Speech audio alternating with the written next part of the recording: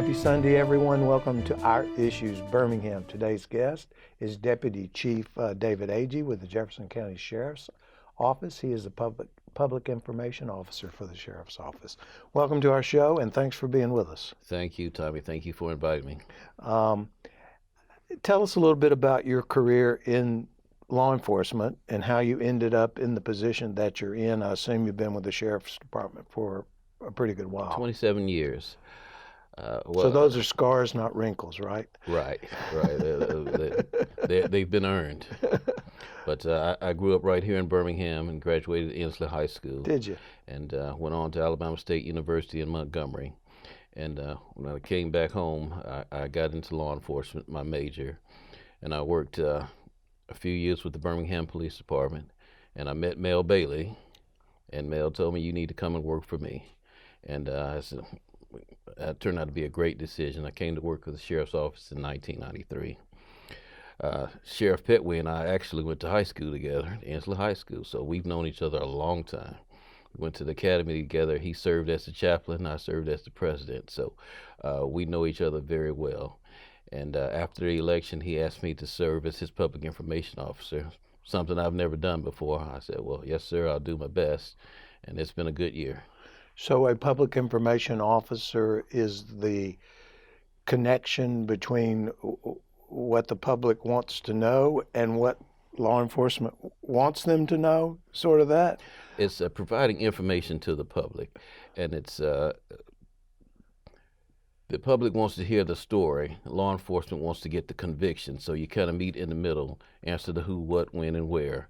And the details come out in court. What I think, and we've had other guests address this issue, is there's a lot of impatience in the public's perception of what law enforcement has to go through to make a case. Exactly. Doing it right is very important. And it's not like on TV when you get a DNA sample back at the end of the episode. It does take time, and we need those lab technicians time to do their work and give us the results, and then we make decisions based on the facts. Now, in this area, recently we've had a horrible month of December, shall we say. I think that was the month where most of the abductions and kidnappings that got so much notoriety occurred. Can you account for why these things are going on? What's happening in our let me say that again. Can you account for what's happening at the citizen level about why people are so comfortable in settings that they think they're safe, and why others are so emboldened to think they can get by with certain things without being caught? Well, crime trends, they go up and down, and they're very hard to predict. So when we see these spikes and it seems like abductions and people being held against their will, we look a little further into why, each specific case. Why did this happen? How did this happen? And there might be some similarities. What I've seen, I grew up when we were taught about the Charles Lindbergh baby. You had the Patty Hearst kidnapping. In those situations, the abductor wanted something, find some kind of financial gain. But in these situations, it results in violence and death. So it's much different now. It's a product in part of a breakdown in societal values, I believe. And I just made that up. I mean, I haven't been given that a lot of thought, but on some levels, the offenders have lost their way, obviously. Offenders can be very bold, thinking that you will not get caught. But for our purposes, when these things do happen, we're going to put everything we've got into finding out who did what and holding them accountable. Now, recently, we see things occur that Jefferson County is odd in the sense that there are so many different law enforcement agencies within Jefferson County. Is there cooperation amongst the various law enforcement agencies in the various suburbs and cities that have their own local police departments? Absolutely. Jefferson County works very well together. The law enforcement agencies, our relationships with Birmingham and Trustful and Hoover. We all work together. We share criminals. And working together out of the Metro Area Crime Center, we've got some great intel that comes out of that unit that goes out to the various agencies, and we don't care who gets the credit. We want to catch criminals. So we work together very well, and even our business community, they contribute to our Crime Stoppers. Crime Stoppers has been huge. That's The Frank last Bearfield and Charles others. Knight and Chief Anthony Purcell, that board, they work hard. I mean, they have other serious commitments, but they really put in the time and they raise money, and those rewards really pay dividends for us. So, uh, our civilian partners, our law enforcement partners in Jefferson County, we work together very well.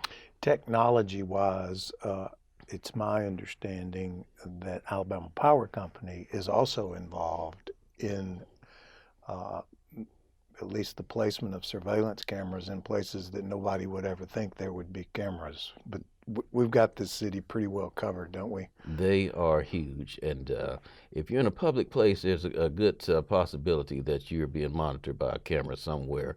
In many of these areas, intersections feed back to our Metro Area Crime Center in real time, and we can go back and look and see what cars are going through an intersection. If we're looking for a red SUV or a white van, those things, help build a timeline and can be very valuable in serious cases. Even as a defense lawyer, timelines are one of my pet peeves because I believe an active timeline helps explain to whoever the fact finder is what actually happened because they can put it in a chronology that makes rational sense to them.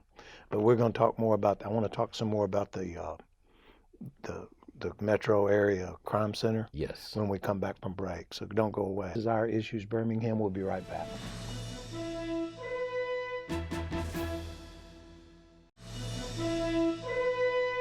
Welcome back to Our Issues Birmingham. I'm speaking with Deputy Chief David Agee with the Jefferson County Sheriff's Office. He made reference to a Metro Area Crime Center. Yes. What is that, and what does it do? I know when Mike Hale was sheriff, he had put some things in place that got that up and running. So tell the public what is. I know you have to kind of keep things close to the vest because we don't want to give people advice on how to circumvent it, but how does it operate? It's about sharing information and pulling municipalities together. When I'm sitting in a cubicle and I'm right next to a detective from Gardendale, then we can talk. If they've had a rash of car burglaries on this date and this is the item that they were going after, and then we see that they're moving west towards this area, then we can share information. We know they're in a dark four-color sedan. We can be waiting on them. So it's the closeness, it's the sharing of information that really, really helps. And then developing those relationships. If you're a detective from Hoover and I'm looking into an investigation, I can run it by you. Might have a perspective that I don't have, and it just works. What I tell people is the government is trying to put together a puzzle. And if I have a client who's a witness, for example, and not a defendant, they may have a small fact that's a piece of that puzzle. And so what I hear you saying is by the cooperation aspect, you might get a piece of the puzzle from Hoover that fits in your puzzle here. Yes. If you had to give advice to people in the community to avoid putting themselves in places where they are, especially women who have been the victims of crimes lately, more so than we have seen in the past, what kind of advice would you offer them about how to behave or how to act or where to be or where not to be? If I had to put it where people could remember it, I would say practice safe practices. And that really starts when you're young, when you're taught look both ways before you cross the street. That's a safe practice.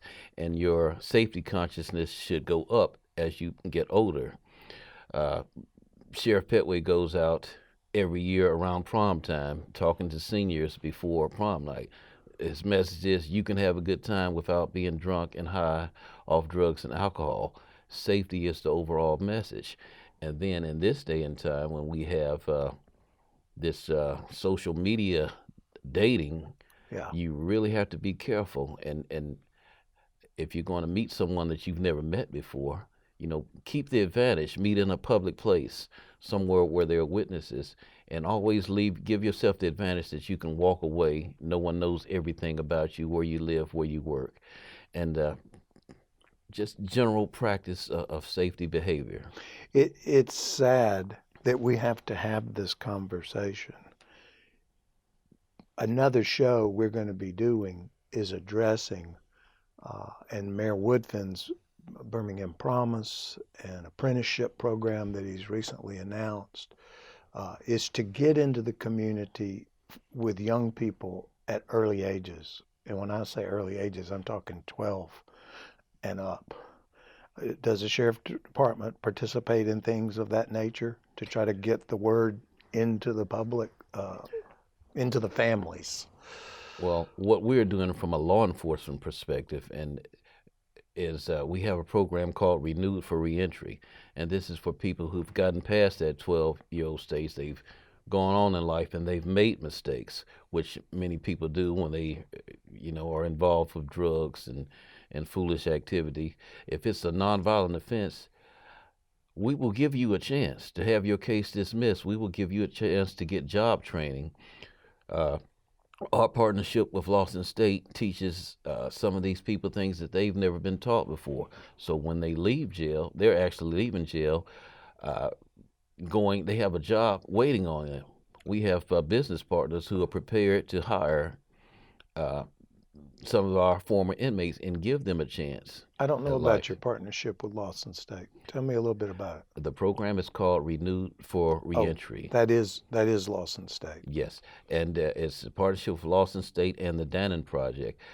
They have been very helpful. Anyone can make a mistake, and everyone deserves a second chance. We're offering that second chance for those who qualify. The judges are on board and supportive with us, and we had our first graduating class in November. Very, very impressive, and we're really expecting some success stories out of that. This is relatively new then? Just started in late August, and it's a very thorough program. You would be impressed to see inmates in stripes sitting before a computer, learning life lessons. There's an assessment to see where they are on the educational level, and we start from there. Many of them did not graduate from high school. We'll find out their educational level and see what occupation they would be good at. And this is for the men and the women.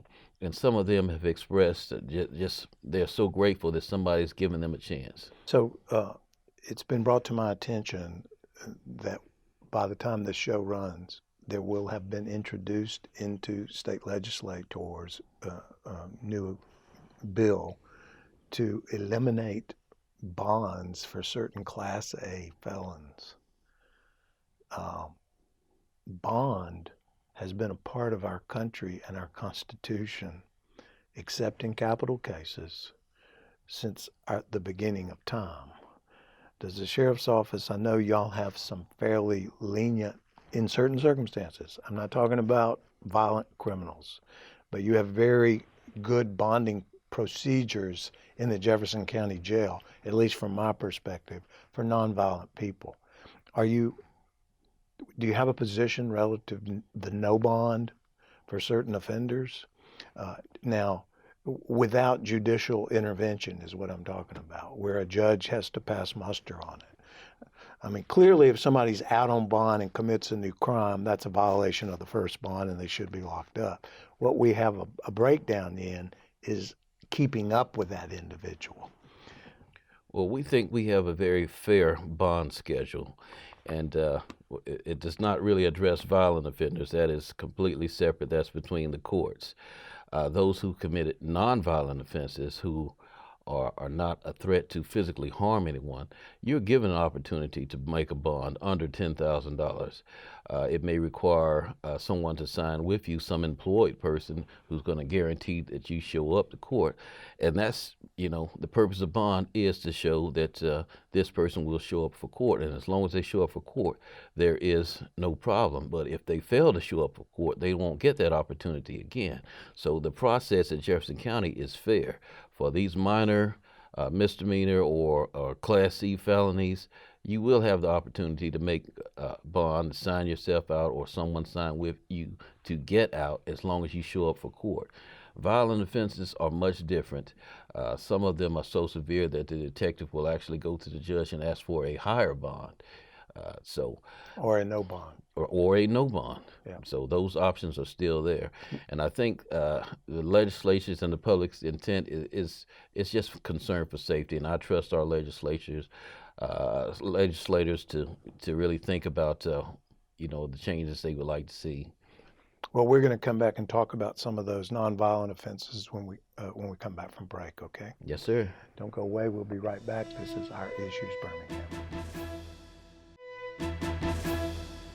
Welcome back to Our Issues Birmingham. We've been talking about new legislation and bonds, and I want to go back to a subject matter that got off on a rocky start here in Jefferson County, and it had to do with simple possession of marijuana offenders. Somehow, I believe it got pitched as if we were making marijuana possessors non-criminal or not a criminal offense. That's not what was happening at all. We were changing the procedure for how we get them into the court system, as I understand it. Absolutely. So the sheriff's office came out publicly in favor of this new procedure, but then it got pulled back somehow, some way. We were going to use a summons instead of an actual arrest, photograph, fingerprint. We were just going to give them a summons and say, be in court on, 3 weeks from now.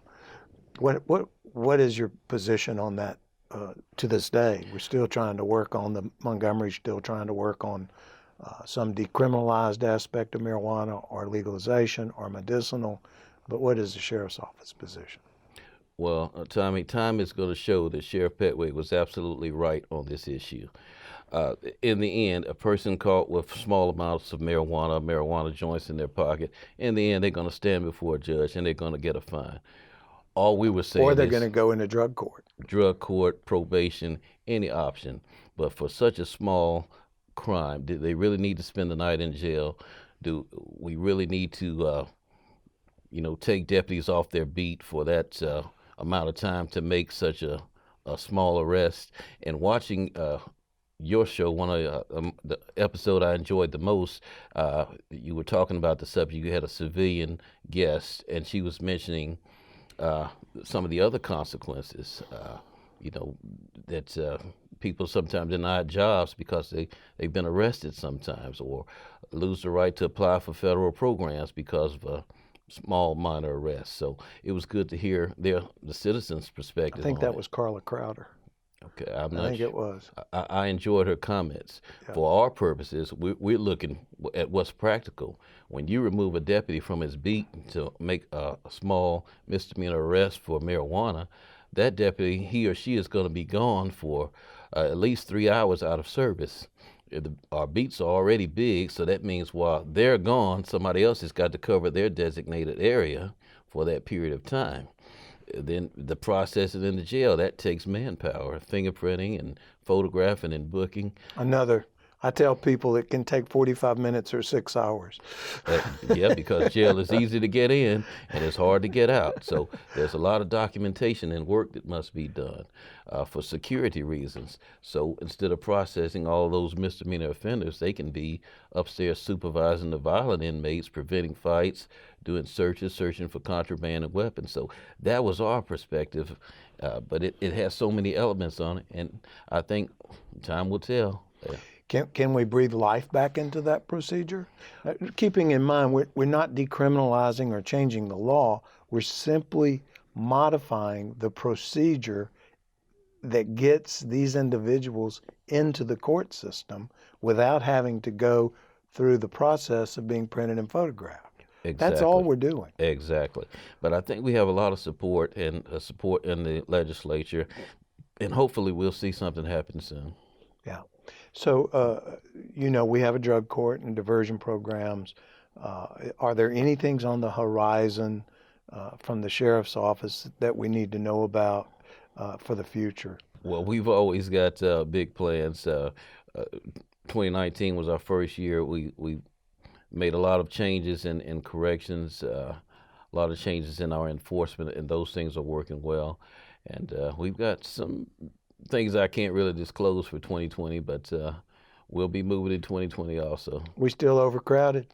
No, since we reopened the Bessemer jail, that has really alleviated all the overcrowding. Uh, Conditions are much better. Whenever you hear that word overcrowding in any jail, it's a serious word because it does make things more heated, more congested, and you do have more fights, more incidents. So relieving overcrowding is always big. Of course, we're talking on the local level. On the state level, we have a huge problem, which I think our legislative body will be addressing as a big priority when they get back together, hopefully. I hope so also. Well, it backs up, if they're not able to go down to the state, then they're going to stay with you until they can. Right. So that creates a problem. That will create a problem. So Well, we want them to do better. We want them to keep moving. thank you for being with us today. You've been most informative, and I appreciate you coming. Yes, sir. I appreciate the invite. This is Our Issues Birmingham. Thanks for being with us. We'll see you next Sunday.